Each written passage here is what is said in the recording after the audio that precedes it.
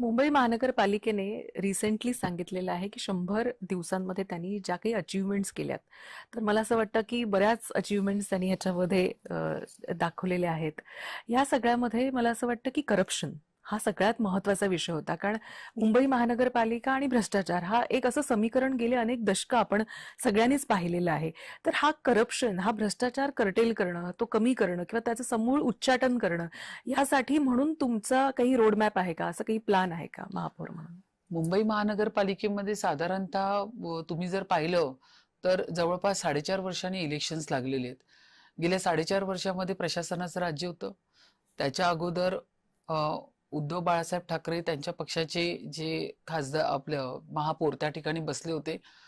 वारंवार हा मोठा जो आरोप आहे तो मुंबईकरांकडनं होत होता की मुंबई महानगरपालिकेमध्ये खूप मोठा भ्रष्टाचार होत आहे. या ठिकाणी रोडचे कॉन्ट्रॅक्ट निघतात, ऑन द स्पॉट सायमल्टेनियसली त्या ठिकाणी पॉटल्सचे कॉन्ट्रॅक्ट निघतात आहे.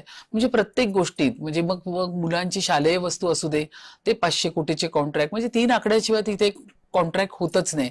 अशा पद्धतीने कामकाज चालू असताना आम्ही हे संपूर्ण ट्रान्सपरन्सी आम्ही आल्यानंतर या ठिकाणी घेऊन आलोय. म्हणजे मुंबई महानगरपालिकेची खरेदी विक्री ही संपूर्ण आम्ही जेम पोर्टलवर आणली आणि जेम पोर्टलच्या माध्यमातून ओपन जे मार्केट आहे त्या माध्यमातून आम्ही लोकांना आव्हान केलं की या पद्धतीने इथे खरेदी विक्री झाली पाहिजे. तुमच्या माहितीसाठी सांगते, जवळपास शालेय वस्तूंमध्ये 300 कोटीच्या कॉन्ट्रॅक्टमध्ये आम्ही डायरेक्ट 25% घट आणली. म्हणजे एखादी जर गोष्ट मुलांची जर समजा शाळेचं दप्तर आहे ते जर 200 रुपयाला आतापर्यंत डीएल वरती आणत होते ते आम्ही डायरेक्ट 100 रुपयावरती आणून ठेवलं. म्हणजे अशा पद्धतीने भ्रष्टाचार विरहित ट्रान्सपरन्सी ही मुंबई महानगरपालिकेमध्ये ह्या काळामध्ये लोकांना दिसण्यात आलेली आहे.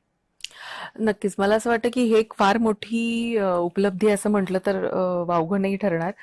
पॉटहोल्स हा दरवेळेचा विषय आहे की पाऊस आणि पॉटहोल्स ही मुंबईचा पिच्छा काही गेले अनेक दशकं सोडलेला नाहीये. तर तुम्हाला असं वाटतं का की महापौर म्हणून हे देखील एक टास्क आहे तुमच्या समोर आणि हे तुम्ही टॅकल कशी करणार? येस, मुंबईमध्ये साधारण 2000 किलोमीटरचे रस्ते आहेत.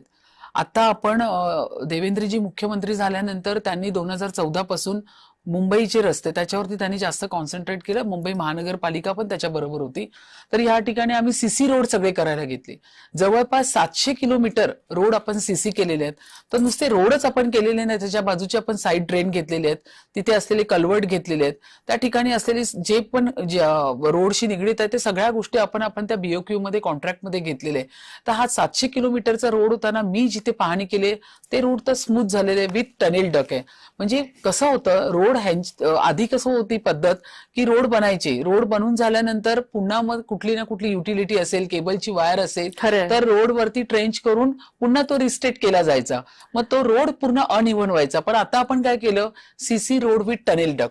म्हणजे एखादा चेंबर आपण ओपन केला की आपल्याला जी वायर घालायची असेल ती तुम्ही डक मधून रिस्टेट करू शकता. ह्याच्यासाठी ट्रेंच करायची गरज नाही. तर अशा पद्धतीचे रोड आपण मुंबईकरांना यावेळी दिलेले आहेत. आता त्याच्यामध्ये जर तुम्ही पॉटल्सचं जर विचारलं तर एकंदरीत 700 किलोमीटरचा रोड झाल्यानंतर उरलेले जो 25% किंवा 20% पार्ट असेल जो आता आपण मान्सून मध्ये नाही करू शकत, तो आता पावसाळ्याच्या नंतर आपण हातामध्ये घेणार. तर त्या ठिकाणी जे पॉटल्स आहेत त्याच्यावरती आता आपण काम करतोय. ज्या ठिकाणी आपल्याला वाटतंय की त्या रोडला आता काही रिस्टेट करायची गरज असेल का, त्या ठिकाणी वॉटर स्टेग्नंट होऊ शकतं का, ह्या सगळ्या गोष्टीचा आढावा आपण ह्या माध्यमातून घेऊन त्या ठिकाणी सुधारणा करण्याचं काम करतोय. पण पावसाळ्याच्या नंतर ते उर्वरित रोड आपण कंप्लीट करणार आहोत. बरं, हा शब्द देताय तुम्ही? 100% ते प्रोसेसमध्येच आहे आमच्या. नक्कीच. तर तुम्ही असं म्हणताय म्हणजे मला असं वाटतं की जय महाराष्ट्राच्या सगळ्या व्ह्युअरसाठी बातमी आहे की बऱ्यापैकी एक मोठा लार्जर नंबर जो आहे तो कव्हर झालेला आहे आणि मला वाटतं 40% का 35 ते 40% जे रोड्स आहेत किंवा त्याचंच काम, डागडुगी जी आहे किंवा त्याचं कॉन्क्रिटीकरण जे आहे ते थोडंसं 25% ते बाकी आहे. आणि आता अगदीच आपण मान्सून तोंडावर आलेला असल्यामुळे त्या कामालाही साधारणतः 1-1.5 महिना लागतोच. 2027 मे जून पर्यंत उर्वरित काम कंप्लीट होणार पावसाळ्यानंतर. बर. सो त्यानंतर मला असं वाटतं की पॉटहोल्स फ्री मुंबई होईल असं म्हटलं तर. त्यासाठीच हा सगळा प्रयत्न चालू आहे. मुंबईकरांना आता ज्या ज्या ठिकाणी मी स्वतः व्हिजिट घेतलेले आहेत, डायरेक्ट मुंबईकर माझ्याशी बोललेले आहेत, अतिशय आनंदी आहेत, खुश आहेत. ते म्हणाले, मॅडम प्रथमतः हे सर्व होतंय, अशा पद्धतीचे रोड ह्या ठिकाणी बनतात, सीसी रोड बनतात आणि ह्याच्यामध्ये आपण फक्त मेन रोड घेतले नाही तर आतले छोटे मोठे सगळे रोड ह्याच्यामध्ये आपण कव्हर केलेले आहेत.